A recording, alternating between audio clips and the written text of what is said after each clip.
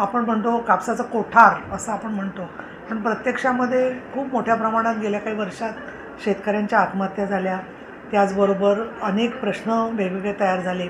पण असं असतं की इथे जवळजवळ 500 महिलांना रोजगार मिळणार आहे। त्याच्या टप्प्याटप्प्याने तो होईल, परंतु 100 कोटी रुपयाचं गणवेशाचं कंत्राट हे माविमला मिळालेलं आहे। म्हणजे महाराष्ट्रातल्या सगळ्या जिल्ह्यांमध्ये 3% पैसे महिला विकासासाठी वापरायचे ठरले, परंतु इथे त्यांनी छोटं फक्त काही करण्यापेक्षा एक मोठा उद्योग एका भागात देऊन एक कायापालट करण्याचं काम इथे DPCमधून पालकमंत्री संजय राठोड यांनी केलेले आहे।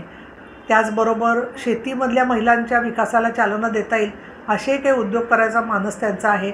आणि मला उपसभापती विधान परिषद म्हणून एक जरूर चांगलं वाटतं की बचत गटांना चालना देण्याबरोबर उद्योजकता त्याचबरोबर मार्केटिंग हे कामसुद्धा माविम चांगल्या प्रकारे करत आहे। ABP माझा, उघडा डोळे बघा नीट।